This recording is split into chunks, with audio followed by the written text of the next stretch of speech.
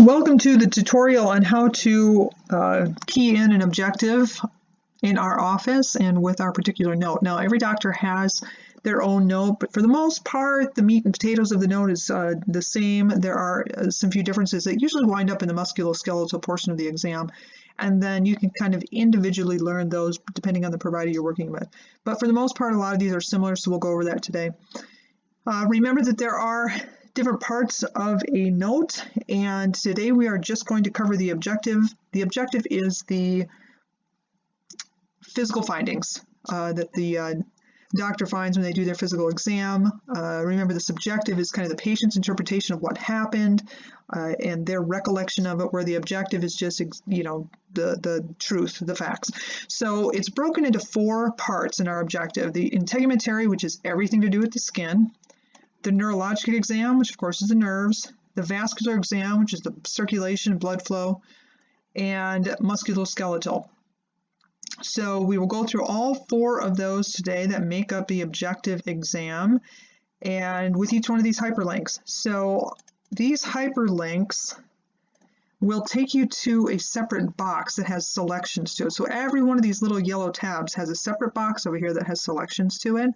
And sometimes there's, one or two selections, and sometimes there's 6 or 8 or 10. So we're going to go through all those today so you kind of know where they're at. Now, typically, once you fill in the spot with something from the hyperlink and click OK, the next box will not come up. You'll have to go over here and click the next yellow box in line. However, if you hit the tab key on the computer, then the next hyperlink will automatically populate. But for the purpose of today's demonstration, I'm just going to individually click on all of them because I want you to see where each one of these hyperlinks is at within the note, because it gets kind of confusing. So we'll take it a little bit slower today. So the first part of this is just the general appearance of the patient. A lot of our nurses fill this in before we get in the room. Well-nursed, well-developed, obese, or frail are your selections. So we'll just say well-nursed and well-developed, hit OK. Show where that little G is in there. And then go on to the next hyperlink. So the next one is, are they in distress? Are they in acute pain? And we'll put no distress for that. And then the next one is how they appear as far as orientation. So alert, oriented, confused, poor historian. We have a lot of these because we deal with a lot of older patients. So if they're not giving you the information, and it's really difficult to get it out of them, then that may be a selection for you. And then limitation with communication. If, some patients that are brought in by family members or whatnot that just don't communicate, so that would be appropriate there. The next part of this, we get into the integument. And the integument, like I said, is everything to do with the skin, the hair, the nails. So let's dig right into this. The first one is, what is the appearance of the skin? Is it moist and supple? Is it thinning? Is it thinning and dry, or just dry? And the provider will give you this information so that you can point and click at the one that they say and then hit OK. Again, if you hit the tab button, the next hyperlink will populate and come up, but we're just going to do this individually. Hyperpigmentation. Are they hyperpigmented? Do they have it? Do they not? Hyperpigmentation is a finding that we need to document. Now, there are a lot of patients that come in for high-risk foot care that we see, and not only do those patients have to qualify with a particular diagnosis that puts them at high risk. I think diabetes is our most common one, but there's things like poor blood flow and neuropathy, which is a loss of feeling in the feet, that puts them at high risk. But they also have to have bullets of physical findings that we document that then qualify them to get their high-risk foot care covered by their insurance. So this is very important. Hyperpigmentation is one of those bullets. So with or without hyperpigmentation. Turgor, remember from our glossary list, is the hydration of the skin, and the doctor will tell you whether that's normal or decreased. Temperature, we always move on our temperature from the distal part of the foot, which is the toes, towards the ankle, which is the proximal part. So they will tell you, and we, warm to warm, cool to cool, cool to warm. That's how that will be relayed. We don't really say distal to proximal because it's assumed, but we'll just tell you cool to warm is cool to cool. Next one is hair growth. Is it normal? Is it decreased? Or is it absent? We will give you whether there's any fissures. Now remember, anytime that you see if there's a negative, like there are no fissures, there might not be any infections, there are no ulcers, things like that, it's always going to be your top choice, okay? Anything that's negative and that we don't find is always going to be this #1 choice. So you can rest assured that if it's negative, there are none of those findings, it's right at the top. So no skin fissures to bilateral feet, superficial, or are they deep? And we'll explain that to you and give you that information if it's present. Also, at the end of some of these, you'll see 2. It ends in 2. The purpose of this is superficial skin fissuring to where? Where is it fissured to? So we will give you the location, posterior heels, and when we do that, you just simply come up, click after that, and then, whoa, your computer goes wacko and out of control. So we'll give you that information and you just type that in there. I can't do that right now because my computer's not happy with me, but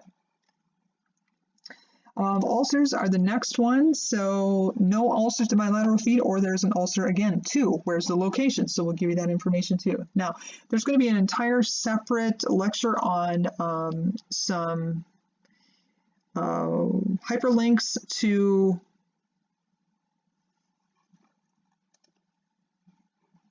templates, thank you for the word, the templates that we will do later on. There's a whole list of templates over here under the other category that we use, and if you select this, it'll put it right into the note, but we'll have a separate lecture on those particular templates. So infections, we break this down into 2 parts. The first part is it a fungal infection? And this is all the verbiage that we use to describe fungal infections. Is there small blisters, macerated tissue, that means moisture and dampness between the toes, dry scaly skin, or here's the negative, no dystrophy of the skin. That would mean no fungal infection.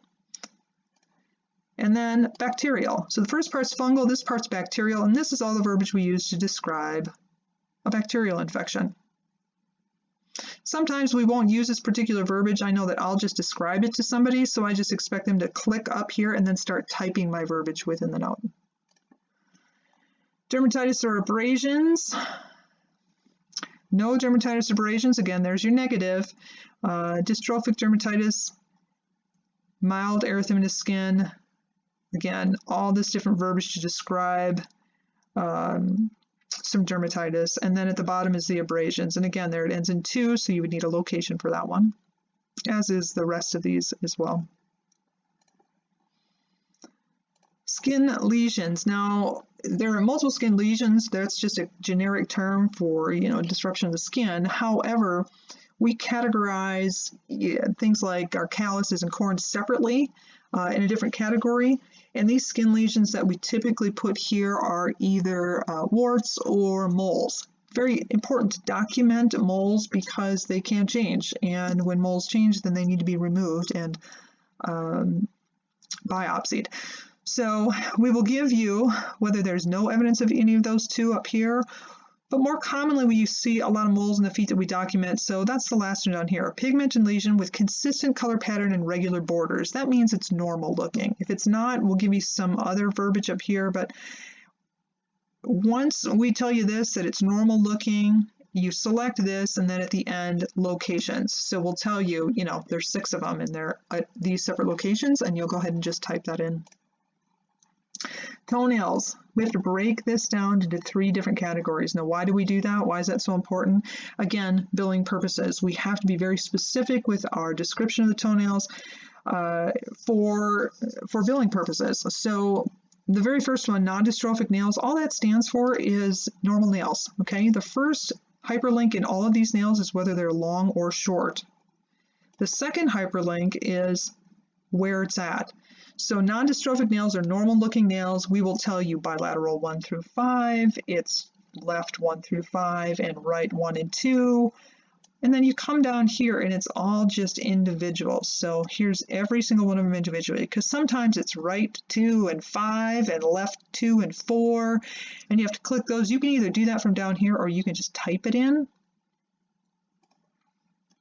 Same thing with this, the next 2, dystrophic and discolored nails. Now that's not normal looking nails, but they're not quite thick enough to be considered mycotic, which is fungal.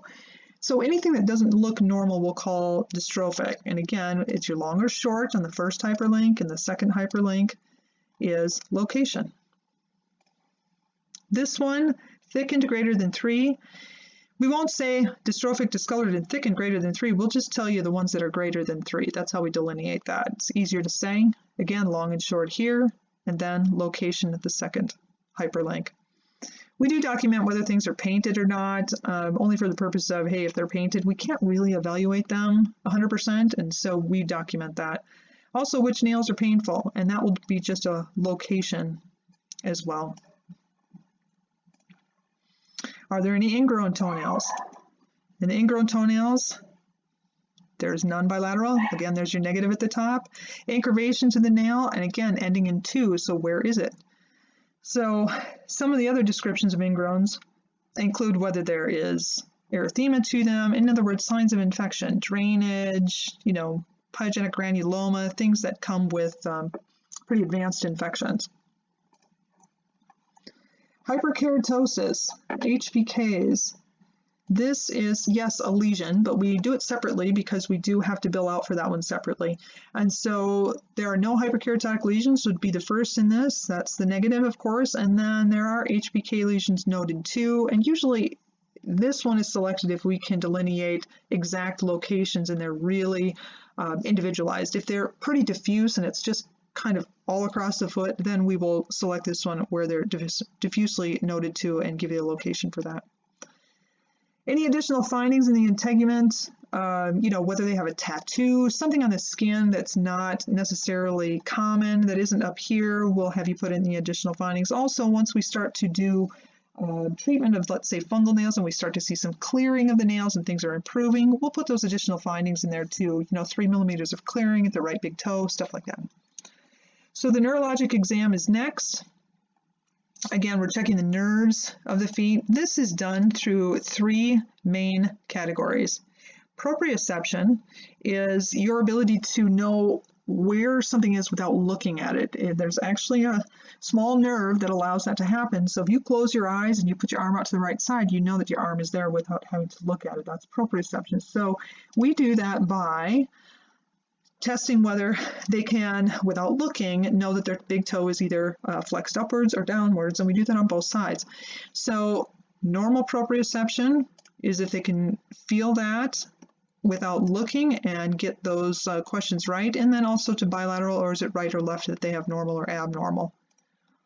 The second part is the sharp dull test, and in your packet of instrumentation that we use for our neurologic exam, you have seen a picture of this. It's one end is sharp, the other is dull, and whether or not they can feel it, so normal or abnormal, once the doctor performs this, and you'll get good at actually seeing them perform it and watching the patient's responses and see if they, get it, the sharp or the dull correct, and if they do, you can typically go ahead and just put that in, but for the most part, you wait for the doctor to say, the sharp dull is abnormal or normal to either bilateral feet, right or left.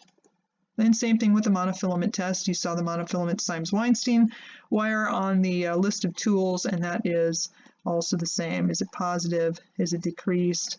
And sometimes, and then to which location, sometimes I'll have my nurses put in, a little additional down here that says they felt it, but it was a delayed response.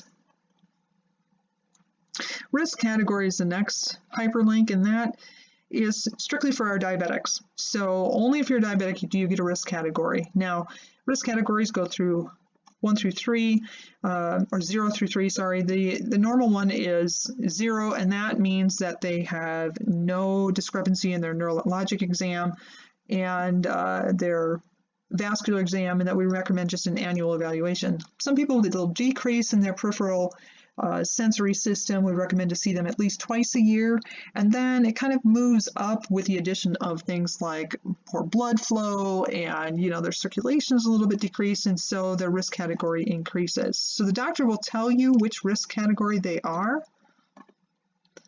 ENFD is a nerve fiber density test that we perform on patients with neuropathy. Whether they've had that test or not is what we're asking on this first hyperlink. And obviously when people first come to us, they have not had that test done in our office yet, so we put no. And if they have, you put yes, and then we put the results of what that E and FD was. The next section, moving on, the third section of the objective is a vascular exam. This is where we check the pulses in the feet and the blood flow. So there's two branches to the vascular tree, the arteries going down to the foot and then your veins bringing it back up to your heart for reoxygenation. And so the first part of it checks the arteries going down. There are two sets of pulses in the feet, the dorsalis pedis pulse, known as the DP, posterior tibial pulses, known as the PTs. We check them on both right and left, and they are gauged from 0 to 2. 0 meaning we cannot palpate them at all in that location, and 2 means that they're bounding, or normal, I should say. They do go up to 4, although 4 means they're really, really bounding. We just check them to the 2 category, and that means that they're normal. And you'll have to do that for each one of them.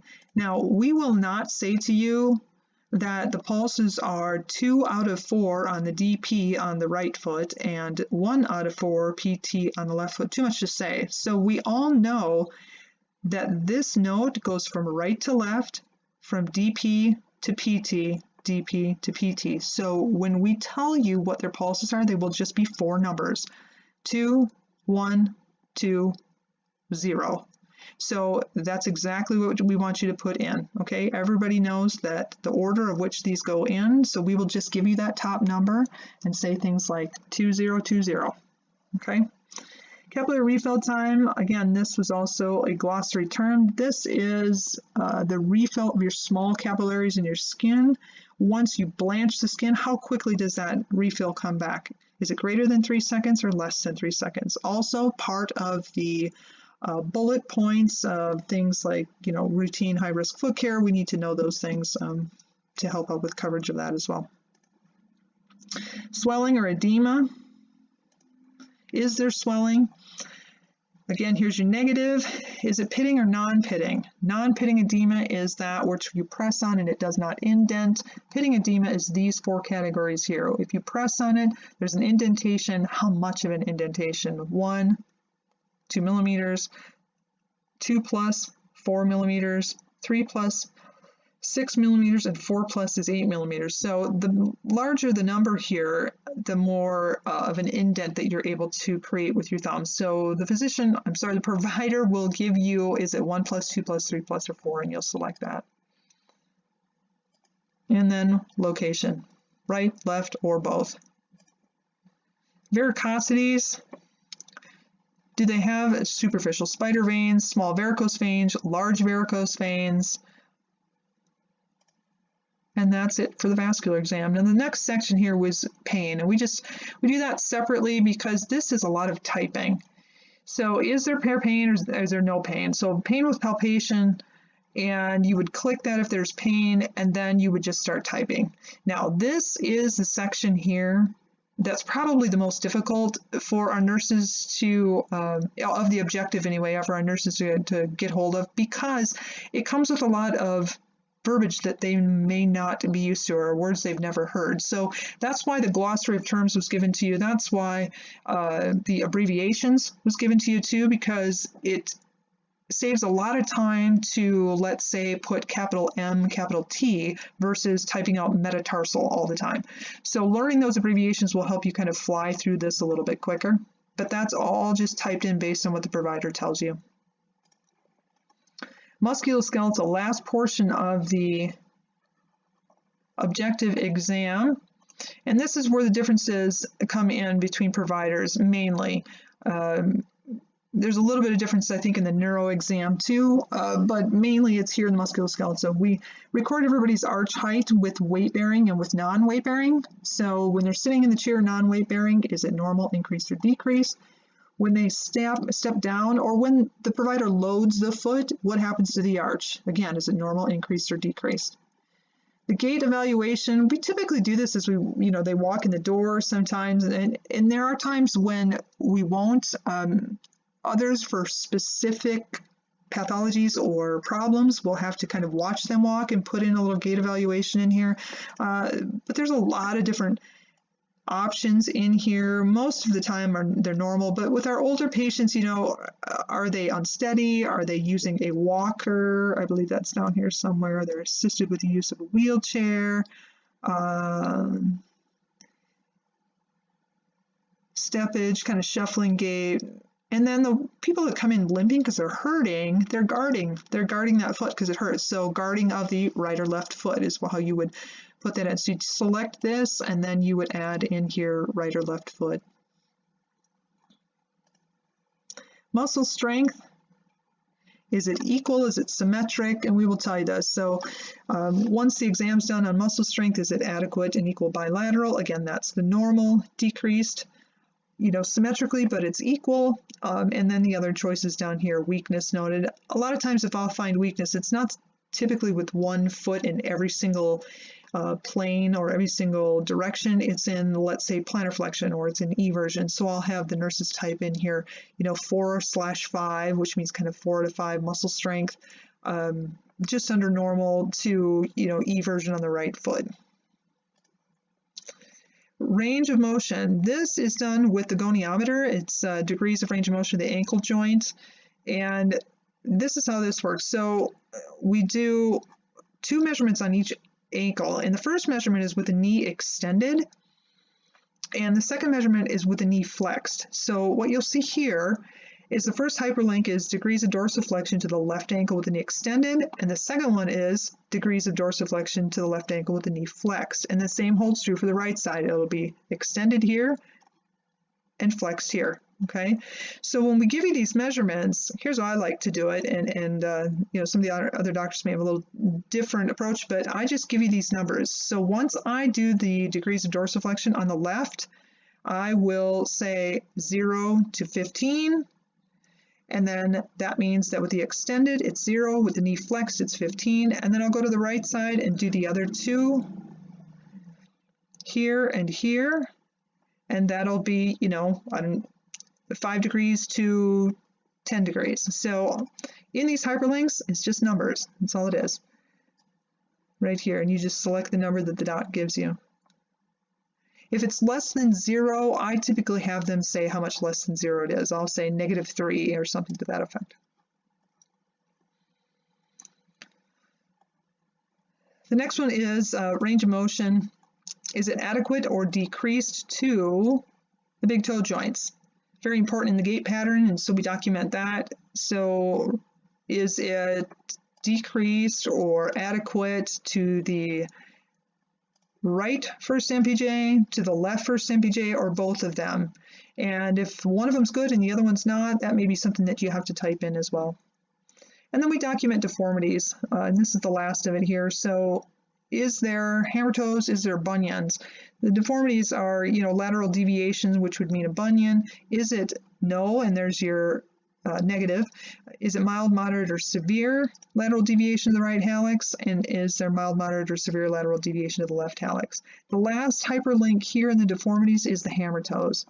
There's either no contracture of the hammer toes, or there can be contracture at different locations. The PIBJ, remember, is the proximal interphalangeal joint. DIPJ being the distal interphalangeal joint, which is down here. So there's a lot of different selections. Sometimes we see contracture at certain joints. We see, medial deviation at certain toes, lateral deviation of certain toes, rotation of certain toes. So the provider will tell you which are contracted, where, and there's a number of selections that you have to get acclimated to there. And then, of course, which ones. They're listed down here for you as well. Okay, so that is my little tutorial on, one more thing, additional findings. This is where I will put foot type in here. I will also, there's kind of a number of different things I will put in here, but if I do a little gait analysis where I have, information regarding how they're walking, are their knees in the frontal plane? Do they have a hip drop? Do they have, an abducted gait? Are they limping on one side? Is there a limb length discrepancy? So all of those kind of gait, musculoskeletal additional findings I will put in here as well. And that is it for the objective portion of the exam. We will now go on to cover some other portions, including the subjective and maybe some template links for you here.